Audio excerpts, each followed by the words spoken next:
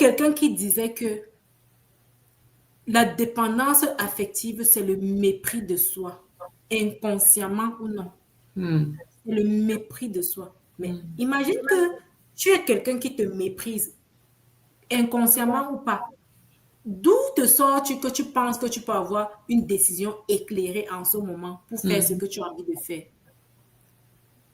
Parce que justement, je vais un peu revenir sur la question de les gens qui m'ont attaqué un peu de partout, ainsi de suite là.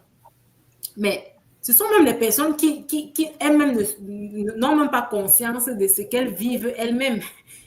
Peu importe qui c'est, l'homme ou un homme ou une femme en fait. C'est de ça qu'il s'agit.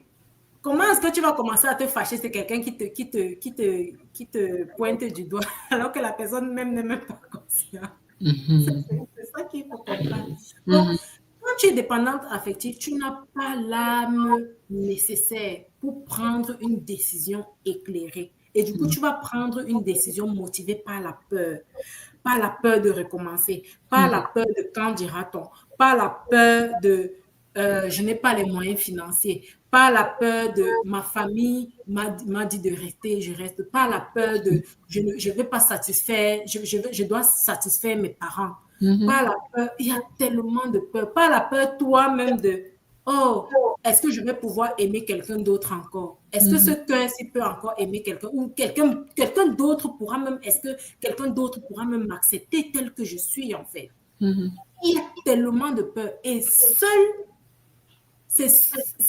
une transformation peut t'aider à prendre une décision claire parce qu'en ce moment-là, tu sais ce que tu veux pour ta vie. Et c'est ça que j'appelle la paix.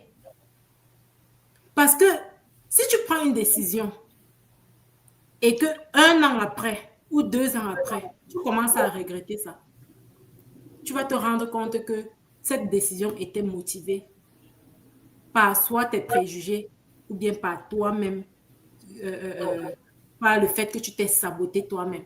Et c'est pas la peine. Et qu'est-ce que tu dirais à celles qui hésitent à demander de l'aide?